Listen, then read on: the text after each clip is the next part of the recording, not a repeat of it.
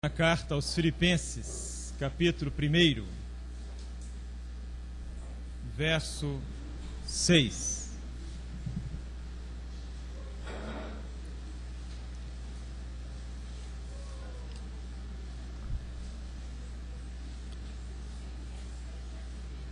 Tendo por certo isto mesmo, que aquele que em vós começou a boa obra, a aperfeiçoará até o dia de Cristo Jesus. Agora no livro de Atos, capítulo 1.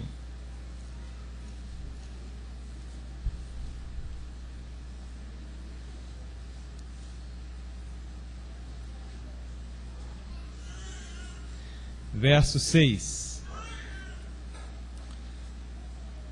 Aqueles, pois, que se haviam reunido, perguntavam-lhe, dizendo: Senhor, é neste tempo que restauras o reino a Israel?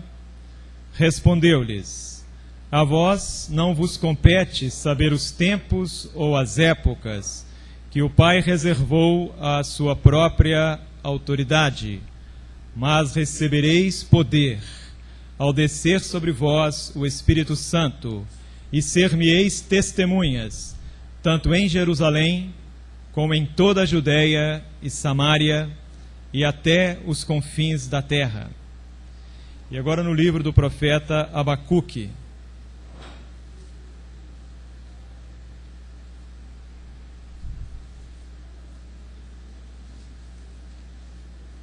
capítulo 1,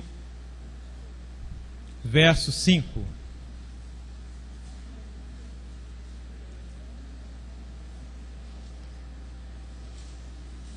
Vede entre as nações e olhai, maravilhai-vos e admirai-vos, porque realizo em vossos dias uma obra que vós não acreditareis quando vos for contada. E também no capítulo 3.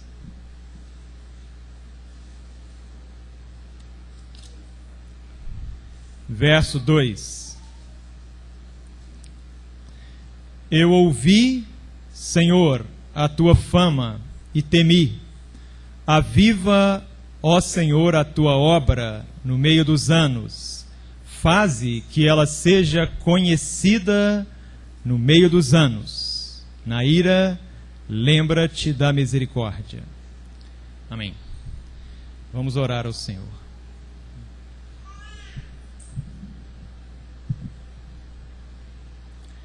Senhor, mais uma vez nós clamamos o teu santo nome, Senhor, pedindo a tua ajuda, a tua bênção, a revelação da tua palavra, Senhor. Que o Senhor mesmo complete a boa obra que o Senhor tem começado em nós, Senhor. E tudo aquilo que o Senhor tem desejado falar conosco neste tempo precioso que o Senhor nos tem concedido, Senhor. Nós queremos orar dessa forma também, que o Senhor avive a tua obra, Senhor. Que o Senhor a faça conhecida, Senhor, aqui nessa cidade, Senhor, em todos os lugares para onde o Senhor enviar os teus servos, Senhor. Que o Senhor possa nos alargar a visão, Senhor, da hora que nós estamos vivendo, Senhor. Nos animando a prosseguir, confiados em Ti, sabendo que a obra é Tua, Senhor. Então, que o Senhor nos abençoe, Senhor. Que nós possamos ser fiéis co-obreiros na Tua obra, Senhor. Em nome de Jesus, nós oramos, entregando estes momentos, entregando as nossas vidas nas Tuas mãos, em nome de Jesus. Amém. Bom, nós temos aqui falado um pouco sobre a visão, o alargamento da visão, na largura, no comprimento, na altura, na profundidade. Hoje de manhã nós falamos um pouco sobre a igreja e ficamos de falar agora sobre a obra, né? Mas o que é a obra de Deus, né? Como o próprio nome diz, é a obra dele, de Deus. E isso faz toda a diferença, como o irmão hoje, lá pela manhã, nos chamou a atenção, o irmão Júlio, né? A obra é de Deus e só Ele pode fazê-la. Na verdade, nós não temos parte alguma e não podemos tocar na obra de Deus com o nosso dedo, né? Nós temos que discernir que a obra é dele. ela não é a minha obra, ou a sua obra, ou a obra dessa, ou daquela missão, ou desse, ou daquele grupo, né? E na verdade, nós vemos que o Senhor começou com a obra da criação. Lá no Salmo 19, diz assim, no primeiro verso: os céus proclamam a glória de Deus, e o firmamento anuncia a obra das suas mãos. Essa é a obra da criação também. No Salmo 102, no verso 25, o salmista escreveu assim: desde a antiguidade fundaste a terra, e os céus são obra das tuas mãos.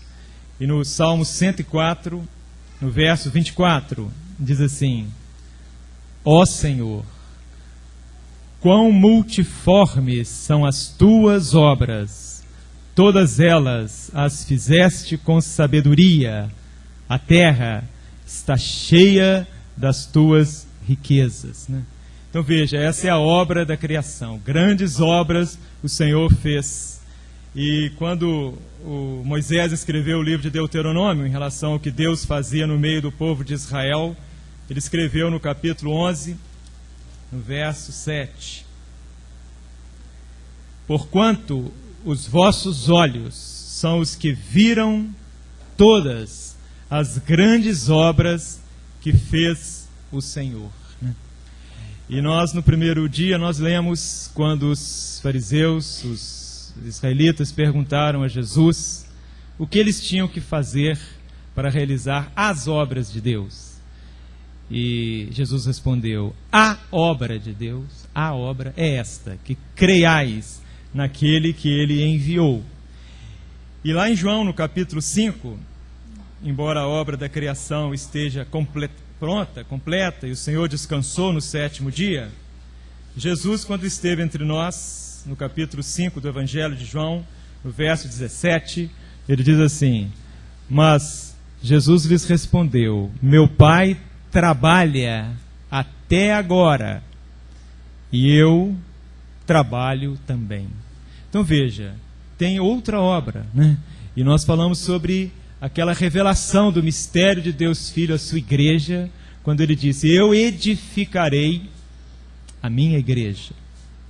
E veja, tem a obra da criação e depois a obra da edificação. E depois vai haver a união, como nós lemos lá na segunda carta aos Coríntios, no capítulo 3, esse verso já foi lido aqui ao longo desses dias, no verso 18, diz assim: mas todos nós, com o rosto descoberto, refletindo como um espelho a glória do Senhor, somos transformados, uma obra de transformação, de glória em glória, na mesma imagem, como pelo Espírito do Senhor. Então essa obra vai sendo formada em nós, como Paulo disse: meus filhinhos, por quem sofro dores de parto, até Cristo ser formado em nós. E aquele mistério revelado lá também, quando ele escreveu à igreja em Colossos: Cristo em vós, a esperança da glória. Veja, essa obra de Deus, ela só pode ser feita por Deus. E quanto antes nós percebermos isto, melhor, né? Muito melhor. A obra do homem, o pensamento do homem, os métodos dos homens, o zelo do homem, com os seus esforços sinceros, muitas vezes, e suas muitas atividades, não tem lugar no que Deus está fazendo.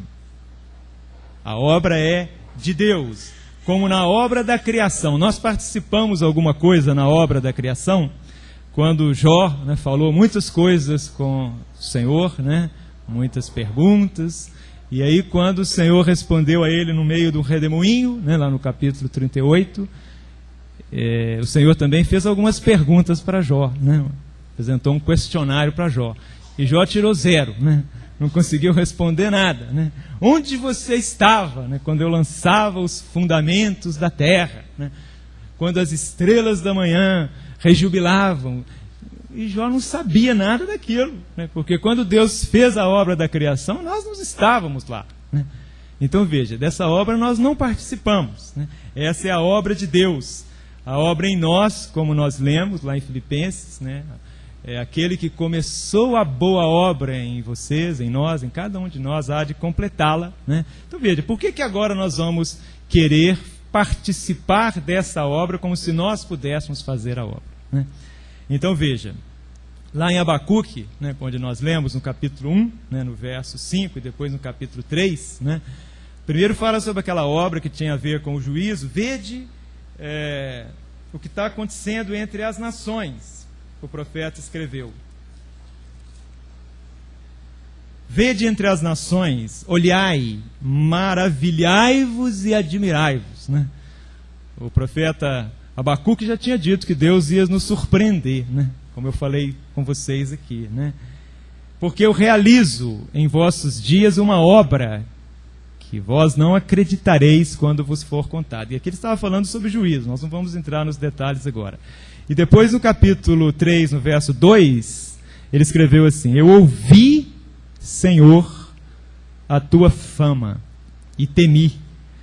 Aí ele fez uma oração, ele falou assim: aviva, ó Senhor, a tua obra no meio dos anos, faze que ela seja conhecida no meio dos anos. A obra de Deus, o avivamento da obra de Deus, né?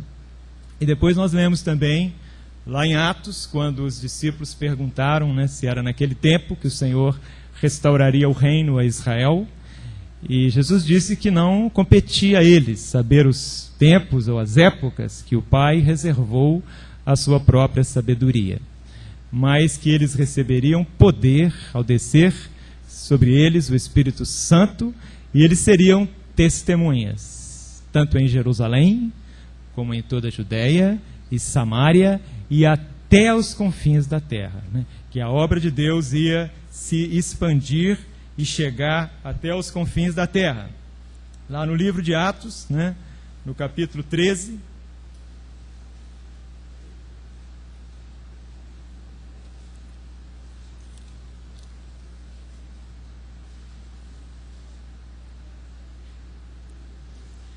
no verso 41, quando Paulo falava lá em Antioquia da Psídia, ele citou o verso que nós acabamos de ler, né? E ele disse assim: vede, ó desprezadores, admirai-vos e desaparecei, porque realizo uma obra em vossos dias, obra em que de modo algum crereis, se alguém vou-la contar. Ele está citando o mesmo verso lá do livro do profeta Abacuque. No livro de Isaías, no capítulo 29, no verso 14, está escrito assim: portanto, eis que continuarei a fazer uma obra maravilhosa com este povo, sim, uma obra maravilhosa e um assombro. E a sabedoria dos seus sábios perecerá, e o entendimento dos seus entendidos se esconderá. Depois, no Salmo 111, né, o salmista escreveu assim, no verso 2: grandes são as obras do Senhor, e para serem estudadas por todos os que nelas se comprazem. Glória e majestade há em sua obra, e a sua justiça permanece para sempre.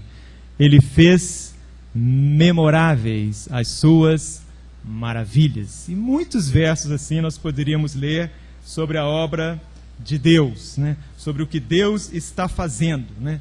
Mas veja bem, apesar da obra ser de Deus, Ele nos chama, e isso é alguma coisa também que nos assombra, que nos maravilha, para sermos co-obreiros com Ele. A obra é dele, né? E nós precisamos ver isso, que a obra é de Deus. Nós não podemos interferir na obra de Deus, mas Ele nos chama para sermos co-obreiros com Ele.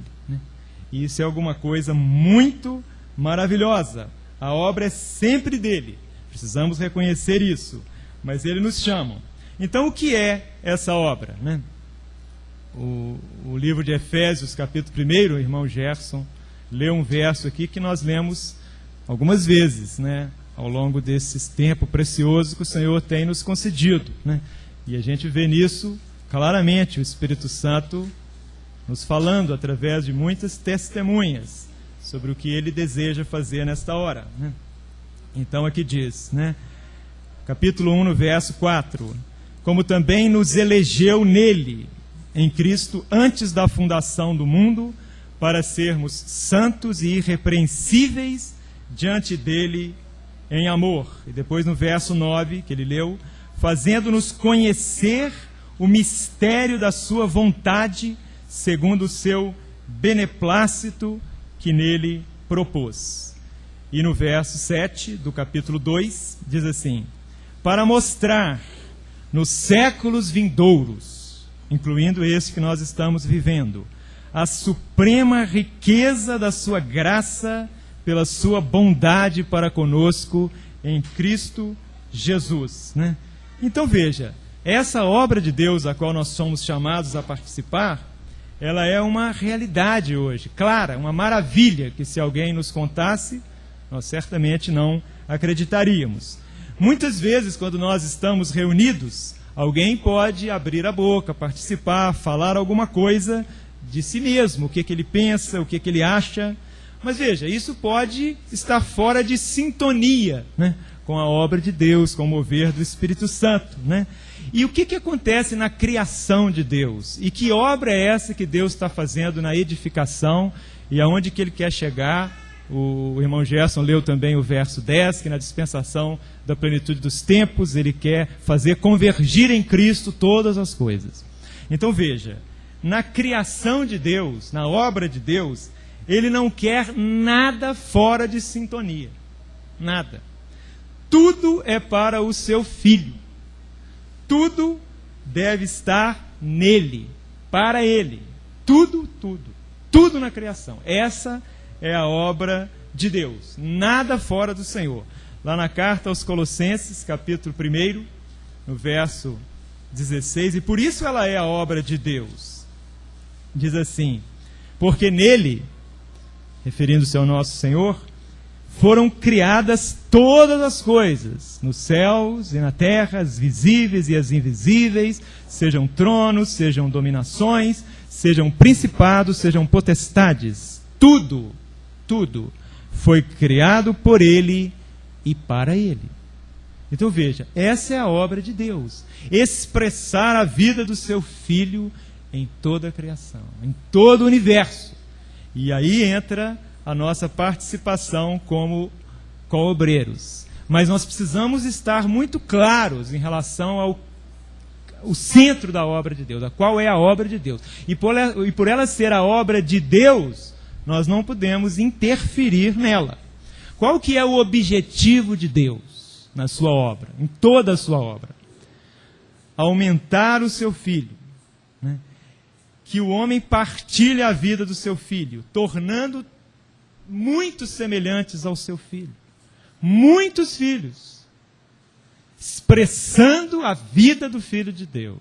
Esse é o objetivo de Deus. Que a pessoa do Filho de Deus se torne o Cristo corporativo, expressando a vida de Deus em toda a criação. Essa é a obra de Deus, e por isso ela é a obra de Deus. E como então nós podemos ser co-obreiros e como podemos participar? Se ela é obra de Deus, nós não podemos fazer nada por nós mesmos em relação a ela. Quem são os chamados a serem co-obreiros com Deus? Quem são ajudadores que poderiam ser chamados idôneos para participar, para ser co-obreiro nessa obra? Quem vai ser? A igreja, né? A igreja vai ser chamada a participar dessa obra de expressar a vida do Filho de Deus. Mas a obra é de Deus, né? Veja, Nós lemos em Efésios que ele nos escolheu antes da fundação do mundo, para mostrar nos séculos vindouros a suprema ou inexcedível riquezas da sua graça. E para fazer essa expressão, essa obra, ele vai usar um vaso. Ele vai usar um vaso para que isso seja feito. E qual é o vaso que ele vai usar? O corpo de Cristo. É isso que Deus vai fazer. O corpo de Cristo vai conter e se encher plenamente de Cristo. Como nós temos falado naquele alargamento da visão, e que toda visão deve ver o Filho de Deus, a glória de Deus na face de Cristo. Então esse é o objetivo de Deus, né?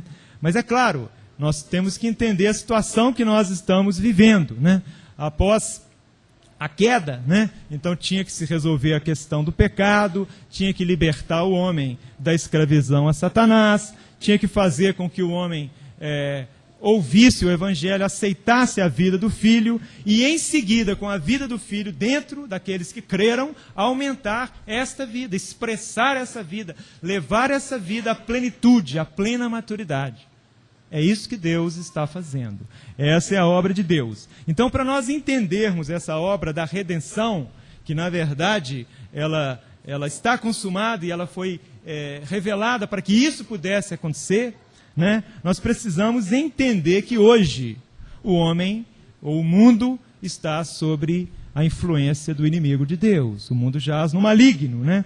Então veja, o que aconteceu com o homem? O homem devia ser um vaso para expressar a vida de Deus, né? E o homem escolheu a sua própria vida, a vida da criação.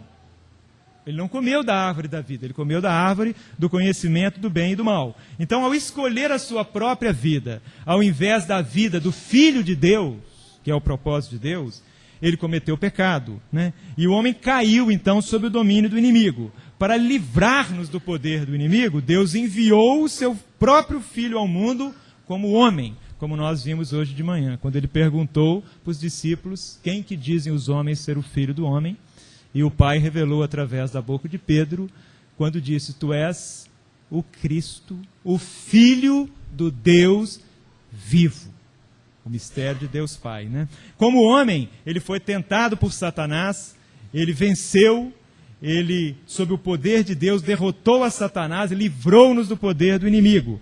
Para atender a justiça de Deus, ele morreu por nós, derramou o seu sangue para nos purificar de todos os nossos pecados, recebendo em si mesmo o justo julgamento de Deus contra o pecado, de modo que Satanás ou mesmo Deus não podem mais reivindicar qualquer coisa em relação aos nossos pecados, uma vez que nós cremos no sangue do seu Filho, que nos purifica de todo pecado. Então veja, tudo foi completamente atendido, o reino de Satanás completamente destruído, uma vez que o julgamento de Deus foi plenamente executado, propiciando uma redenção perfeita e eterna. Então veja, em sua morte, o Senhor incluiu todos os que creem. O velho homem foi crucificado, pela sua morte ele liberou a sua vida e se tornou vida e alimento para todos nós que recebemos e partilhamos a sua vida. Assim, o plano que Deus pré-ordenou antes da fundação do mundo, agora ele pode se cumprir em nós, que temos a vida do seu Filho. Não há outra possibilidade, por ser a obra de Deus. E nos tornamos os filhos de Deus. É por isso que nós lemos lá na carta de João: vede que grande amor nos tem concedido o Pai, que sejamos chamados os filhos de Deus, nós o somos, mas ainda não é manifesto o que havemos de ser. A plena expressão da vida do Filho de Deus na sua igreja, Cristo formado em nós. Então veja, pela fé nós participamos dele e a sua vida vai assim aumentando e se expandindo na igreja. Assim Deus lhe entregou todos os homens e todo julgamento, ainda que agora nós não vejamos todo homem ir a ele. Nós não vemos isso agora. E percebemos por todos os lados muita influência do poder do inimigo, né? que permanece, né? O porquê disso nós vamos ver daqui a pouco, né? Mas é uma realidade, nós não podemos ignorar isso, né? Então veja, por que acontece assim? Porque a questão do Cristo corporativo não está concluída. E é por isso que a obra de Deus continua. Há alguma coisa a ser concluída. E aí, voltando àquela pergunta, quem é o co-obreiro, né? Quem pode participar de uma obra tão grandiosa como essa, a obra de Deus? É claro, não é quem quer fazer a obra de Deus, ou quem vê alguma necessidade e se propõe a supri-la, nem alguém que simplesmente prega o Evangelho para que as pessoas sejam salvas, mas é alguém que faz o que Deus designou para ser feito em seu eterno propósito. Esse é o cobreiro, que fica naquele limite que Deus traçou para ele e não faz nada além do que Deus determinou. Nada mais. Será que dá para perceber isso? Nós percebemos isso? Isso é alguma coisa séria, né? Quando nós percebemos que essa é a situação do cobreiro, muito do nosso serviço e da nossa obra pode virar cinzas diante da obra que é a obra de Deus, né? Como você vê, né, lá em Mateus capítulo 7, quando muitos disseram, Senhor, Senhor, nós fizemos isso, fizemos aquilo, e tantas coisas, mas o Senhor disse, apartai-vos de mim, eu não mandei vocês fazerem isso. Mas eles estavam fazendo por conta deles o que eles entendiam ser a obra de Deus, né? Lá em Coríntios, 1 Coríntios capítulo 3, por volta do verso 15, nós lemos também aqui que só tem um fundamento que está posto, qual é o Senhor, Jesus Cristo, e ninguém pode por outro. Agora, veja cada um como é que edifica lá, né? Se com ouro, prata, pedras preciosas ou madeira, feno e palha. A obra de cada um será provada pelo fogo, né? Então veja, isso é alguma coisa que nos deve despertar o coração para que o Espírito Santo nos sonde. O objetivo único de Deus é revelar o seu Filho, manifestar o seu Filho para mostrar a suprema riqueza da sua graça para conosco em seu propósito eterno. Esse é o seu objetivo, o seu eterno propósito. E aí nós temos que perguntar, tudo que nós fazemos tem esse objetivo? Essa é a motivação do nosso serviço, né? Expressar o Filho de Deus, se é que nós estamos fazendo alguma coisa nesse sentido para Deus, né? Se não é, como é que nós podemos ser um ajudador ou uma ajudadora idônea, um co-obreiro com Cristo na sua obra? E como nós podemos saber se estamos trabalhando corretamente com Deus? Como? Existem algumas coisas muito práticas, né? Por exemplo, o apóstolo João, ele sempre colocava algumas coisas muito práticas.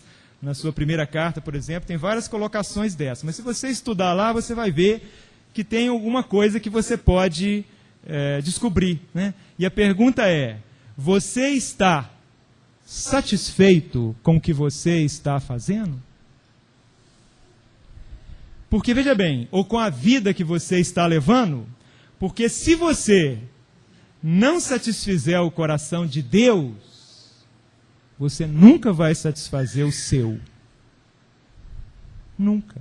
É o que João escreve lá, né? Se o nosso coração nos condena, maior é Deus que o nosso coração, né? Então nós podemos verificar se o que nós estamos fazendo, nós estamos satisfeitos com a vida que nós estamos levando, nós estamos como é que se diz? Realizados com o serviço que nós estamos fazendo no meio dos santos com os quais nós vivemos.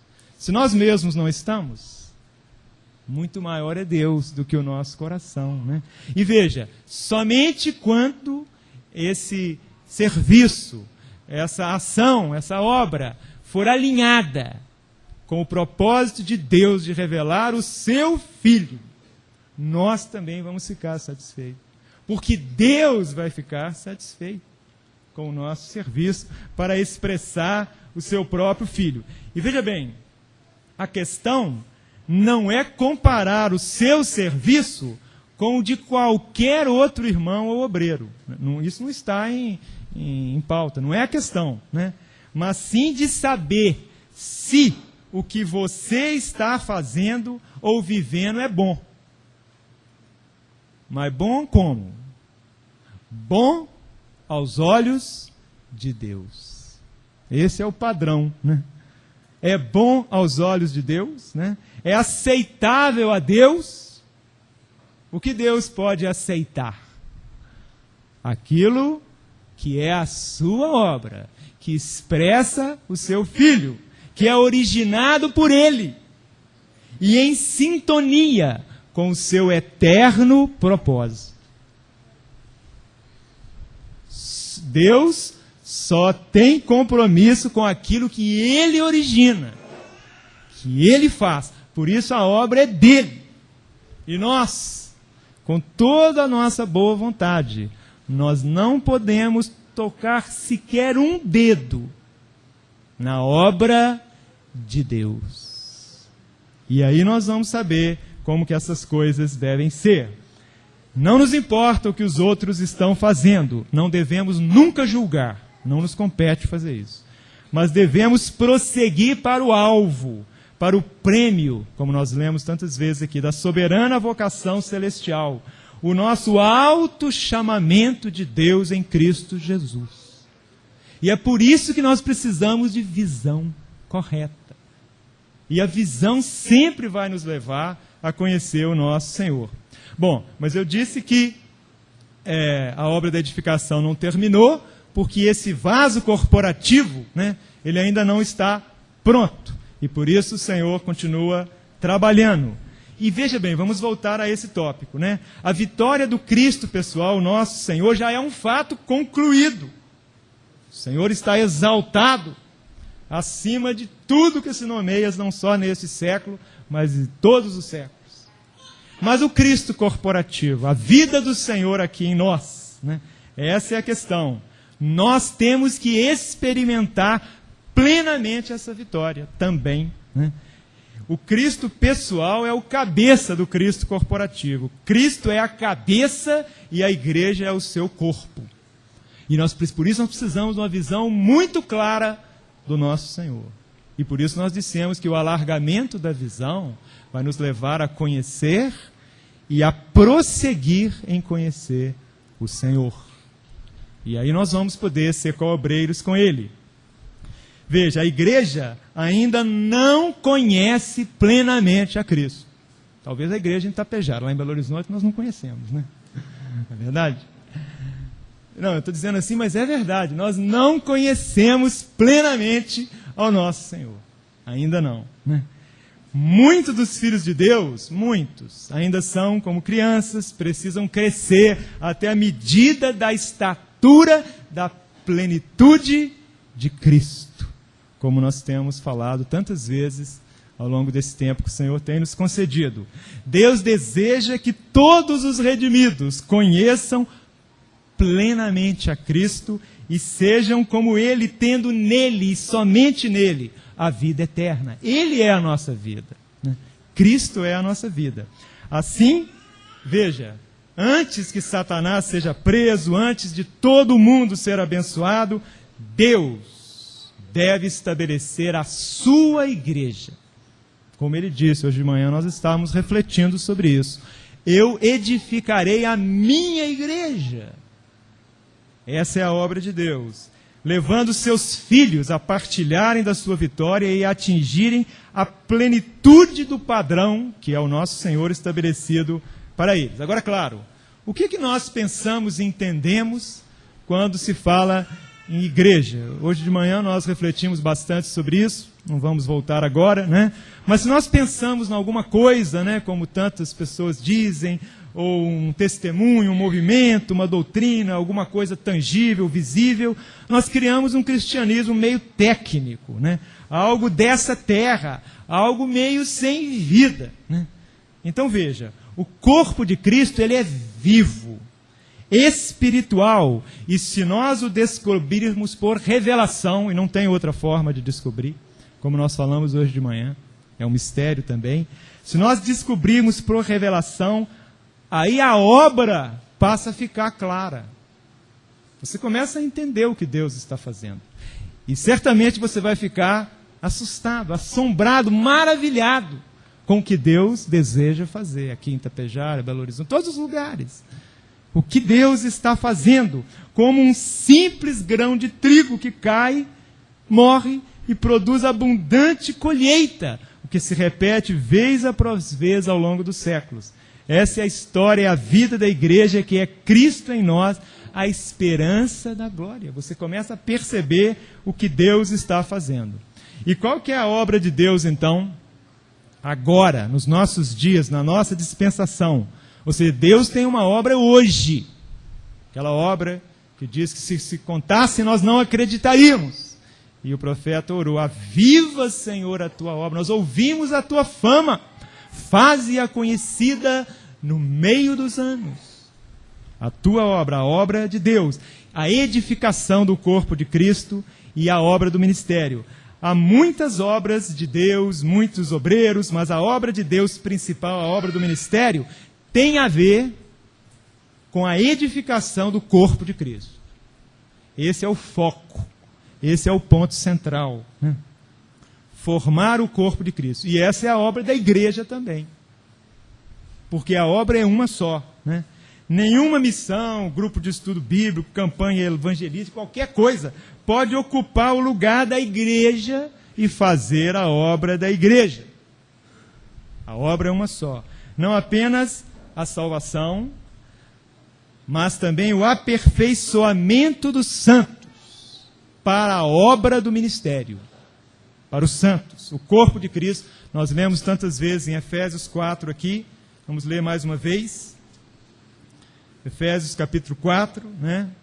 Como diz no verso 11, ele deu uns como apóstolos, outros como profetas, outros como evangelistas e outros como pastores e mestres, tendo em vista o aperfeiçoamento dos santos, para a obra do ministério, para a edificação do corpo de Cristo, até que cheguemos à unidade da fé e do pleno conhecimento do Filho de Deus, do pleno conhecimento do Filho de Deus, ao estado de homem feito, à medida da estatura da plenitude de Cristo, a plena expressão da vida do Filho de Deus na igreja.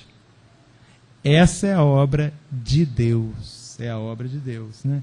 Então veja, esses apóstolos, profetas, evangelistas, pastores e mestres, como dons de Cristo para o corpo, como membros atuantes do corpo, são para a edificação do próprio corpo. O corpo edifica o corpo, né? Pode então a obra de Deus estar fora da igreja? O corpo mesmo, a igreja faz a obra do corpo. Não existem obreiros independentes, obras independentes, missões independentes, sejam pequenos ou grandes, organizados ou não, movidos por fé ou qualquer outra coisa que seja. Se estiver a parte do corpo, está a parte da ordenação de Deus, que é muito clara, que é muito focada na expressão da vida do seu Filho no corpo de Cristo aqui na terra, na igreja. Isso não é uma questão de princípio, isso é uma questão de vida, de realidade. Por isso nós dissemos que aquela revelação tem que estar dentro de nós. Não pode ser alguma coisa que você ouviu falar ou leu no livro. Você tem que ver. Por isso nós falamos primeiro sobre a visão, porque se nós não vermos, como que nós podemos considerar dessa forma essa obra? Se você tiver uma real revelação do corpo de Cristo, qualquer coisa que você fizer individualmente fora do corpo, você vai perceber que está errado. Você vai ter um discernimento, o Espírito de alguma forma vai tocar na sua consciência, você percebe que você está agindo fora do corpo. É alguma coisa tremenda, mesmo que seja uma coisa pequena. Por quê? Se for você fazendo, não será Cristo. será você mesmo. Será a expressão da sua vida, da sua, até boa intenção muitas vezes, mas não vai expressar Cristo. Muitos entendem isso simplesmente como um ensinamento, alguma coisa técnica recebida de fora, e não dentro do seu coração como revelação. Mas não tem consciência verdadeira do corpo. Tem na cabeça. Mas o corpo é uma realidade viva. Muito viva. Uma vez que é a vida do corpo, é a nossa vida, é a vida do Senhor em nós. Muitos se reúnem porque sabem que devem se reunir. Né? É necessário reunir. Mas é mais do que isso, irmãos. Muito mais. Né? Ou seja, quando você percebe isso, né? Você percebe se onde você está reunindo o corpo está funcionando, sobre o cabeça. Né? Se você não perceber, vai ter muita encrenca, como geralmente tem. Muitas vezes. Vamos dizer que lá em Belo Horizonte não tem, não. Tem também. Mas nós precisamos crescer, né? Para podermos perceber a realidade da vida do corpo de Cristo funcionando sobre o cabeça. Outros fazem ou pretendem fazer a obra de forma um tanto semelhante, porque sabem que precisa ser feita, mas não conhecem, na verdade, a vida do corpo. Não experimentam aquilo, não percebem o que está acontecendo. E muitas vezes, como nós falamos de manhã, aparecem questões técnicas, e aí fala, vamos fazer isso, se fizer isso, resolve. Não, não resolve, não. Por isso nós precisamos depender da vida do Senhor. Aguardar o mover do Espírito. Deixar o Senhor revelar a sua vontade. Mas se você tem consciência do corpo de Cristo, não tem outro caminho para você. Né? Não há outro. Você não pode mais escolher onde é que você vai reunir. Acabou. Né? Se você viu o corpo de Cristo como vida, não tem escolha mais. Não, se vocês vão brigar comigo, eu vou reunir ali. Não, não tem isso mais não. Você viu. É vida para você. Você percebe aquela realidade.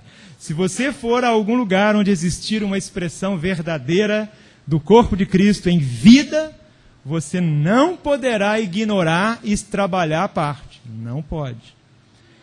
Não são apenas os apóstolos, profetas, evangelistas, pastores e mestres que são co-obreiros com Deus.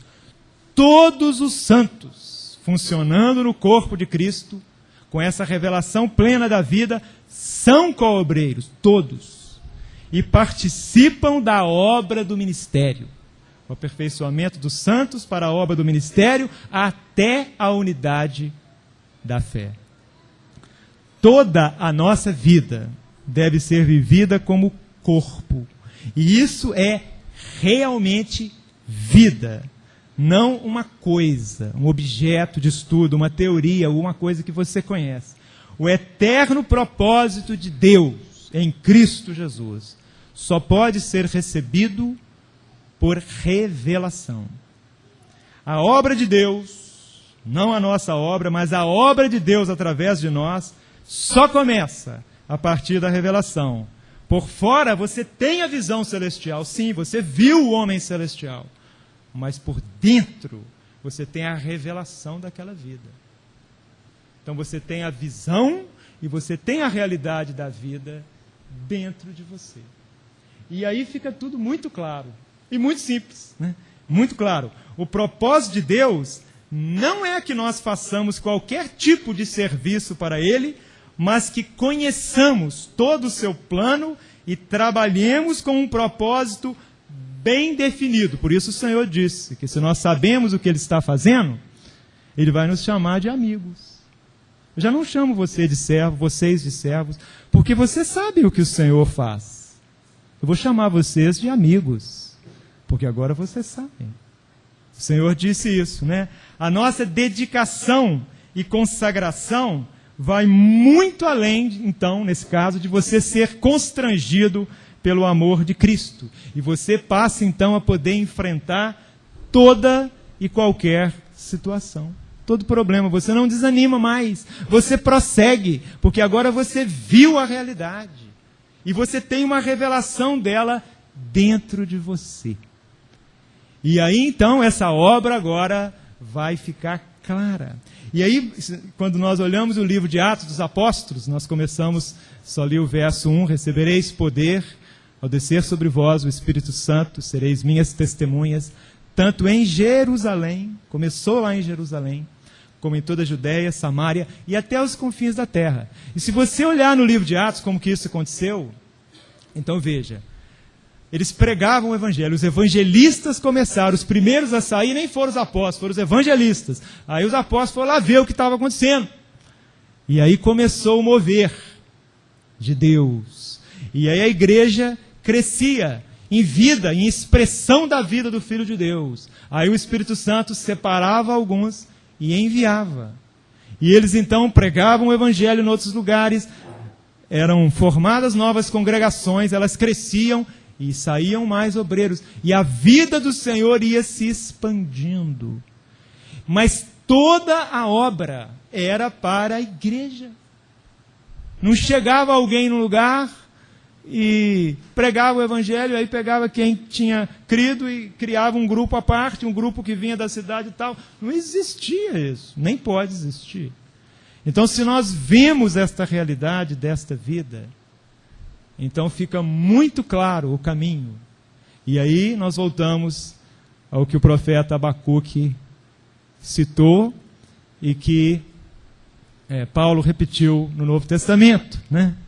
Que o Senhor realiza nos nossos dias uma obra que, se nos fosse contada, nós não acreditaríamos. Se você soubesse aonde o Senhor pretende colocar você na sua glória, você não vai acreditar, você vai ficar assombrado, maravilhado. Mas esse é o nosso chamamento celestial. E aí o profeta então orou e disse: eu ouvi, Senhor, a tua fama. Aviva, ó Senhor, a tua obra no meio dos anos. Faze com que ela seja conhecida no meio dos anos, né? E como eu já creio que eu já estou abusando dos irmãos, né? Vou voltar então àquele verso de Filipenses, capítulo 1, verso 6, que eu queria realmente que o Espírito Santo tornasse ele muito real aqui para os irmãos de Itapejara, que eu, aqui, esses dias que eu estive com vocês, aprendi a amar um pouco mais, a conhecê-los, né? E quando eu recebi o convite, como eu disse no primeiro dia, eu não sabia praticamente nada, para não dizer nada, sobre o que o Senhor está fazendo aqui. Mas quando eu vim e vi, aí se alguém me contasse, eu não acreditaria, né? Quão grandes propósitos o Senhor tem para a sua igreja aqui na cidade de Itapejara, né? E é uma coisa muito maravilhosa. Como eu disse para vocês, essa é a primeira vez que eu estou saindo de Belo Horizonte com esse propósito, em função de tudo que o Senhor tem nos falado ao longo desse ano, né? E é muito maravilhoso que tenha sido aqui com vocês a primeira vez, né? Então, eu queria ler isto mesmo, que aquele que em vós começou a boa obra, a obra de Deus, a aperfeiçoará até o dia de Cristo. Então, que um pouco daquilo que o Senhor colocou no meu coração, né, para compartilhar aqui com simplicidade, com humildade com vocês, né, que o Senhor possa alargar a visão, né, que vocês possam ser surpreendidos, né? Eu falei muitas vezes isso aqui, que Deus vai surpreender vocês aqui, né? Com a grandeza do seu propósito, com a manifestação e revelação da vida do seu Filho, nos santos que se reúnem aqui nessa cidade, né? Então que o Senhor possa cumprir essa sua palavra, né? E que a sua obra seja clara, que essa edificação, essa expressão da vida do seu Filho, aqui na igreja, na cidade em Itapejara. Amém? Bom, eu vou terminar, porque acho que o horário já avançou um pouco, né? Mas se algum irmão, como sempre, tiver alguma contribuição, né, alguma colocação a fazer, então que possa fazê-lo, onde há o Espírito do Senhor, a liberdade, né? Se algum irmão tiver alguma colocação, nós vamos fazer, senão nós vamos orar depois. Bom, então não havendo, vamos agradecer ao Senhor, né? E depois eu passo a palavra para alguém? Hein? Não entendi? Ah, ok, eu passo para a Dilza. Senhor, nós te agradecemos, Senhor, pelas riquezas inexcedíveis da tua graça para conosco, Senhor. Nesses dias aqui tão preciosos, Senhor, que nós possamos mesmo deixar com que o teu Espírito sonde o nosso coração. Senhor, que nós possamos estar satisfeitos mesmo, Senhor, com a expressão da vida do teu Filho, Senhor. Que o Senhor possa checar as nossas obras, o nosso serviço, a maneira que estamos vivendo, Senhor. Nos livra, Senhor, de errarmos o foco da tua obra, Senhor, de colocarmos o nosso dedo na tua obra, Senhor. Mas que o Senhor, que tem começado a boa obra aqui entre os teus amados filhos nessa cidade, que o Senhor a complete, Senhor. Que o Senhor os anime a prosseguir, que o Senhor derrame os dons aqui para a edificação do teu corpo nessa cidade, Senhor. Nós te agradecemos por cada um dos teus filhos e filhas que tem aqui, Senhor, se disposto a te servir nas tuas mãos, Senhor. Que o Senhor venha alargar a visão deles, Senhor, para que eles sejam fiéis coobreiros com a tua obra nessa cidade, Senhor. Que o teu nome seja conhecido e glorificado aqui nessa cidade. Que a vida do teu filho seja expressada aqui de forma clara, Senhor. Por tudo nós te agradecemos, pedindo que o Senhor torne as tuas palavras vida, realidade. O Senhor traga espírito de revelação aqui para os seus filhos, de sabedoria e revelação no pleno conhecimento do teu filho. Em nome de Jesus nós te agradecemos, entregando as nossas vidas nas tuas mãos. Nós queremos louvar o Senhor pela sua vida aqui, sabe, pelo coração quebrantado, de ouvir o Senhor para estar aqui conosco. Foi uns dias gratificantes. E quando o Senhor nos trouxe para cá, Ele disse que Ele tinha um povo nessa cidade. E Ele começou a sua obra aqui. Ele está edificando, trazendo os irmãos. Quando trouxe o irmão Eliseu lá do Chile, e tem trazido os irmãos de Londrina, e agora os irmãos de Belo Horizonte, os irmãos que estão conosco aqui também. E ele começou uma obra e ele há de completar. Nós louvamos a Deus por isso. Então eu sou muito grato a Deus, porque Ele está edificando esse texto de Filipenses 1:6, tendo por certo isso mesmo, que Ele começou uma boa obra e há de completar. Eu fiquei muito feliz de ouvir o irmão Gerson falar do irmão Eliseu ter falado sobre nós aqui. Tem muitos irmãos intercedendo pelo corpo de Cristo aqui em Tapejara, pelo estabelecimento da sua igreja. E então nós louvamos a Deus pela vida do irmão. Foi muito gratificante, foi muito bom. E que o Senhor Deus esteja sustentando, continuando a sustentar a vida de vocês lá. Agradeço aos irmãos pelas orações que eles tiveram esses dias fazendo por nós aqui. Nós precisamos. Então, nós temos só motivos de louvor e agradecimento a Deus, que os seus caminhos, os seus pensamentos são muito mais altos do que os nossos.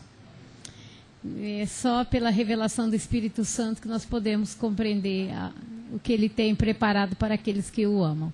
Então, louvamos a Deus pela presença dos irmãos, e pelos irmãos de Londrina, pelo Júlio, pelo meu irmão, pelo Maurício, pelo irmão Luiz Gustavo, de Belo Horizonte, por todos os irmãos que esteve aqui conosco esses dias, pelo Mauro, que nos ajudou no almoço. E louvamos a Deus por todos.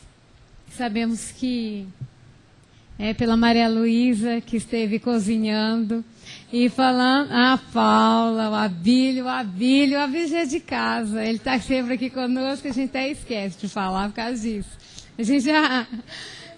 A minha irmã, Ivanil, todo mundo, todos os irmãos que estiveram aqui conosco. Então, nós louvamos ao Senhor por isso. Sabemos que nós seríamos incapazes de fazer alguma coisa, e Ele tem trazido os irmãos para cá. E Ele diz que tem um povo nessa cidade.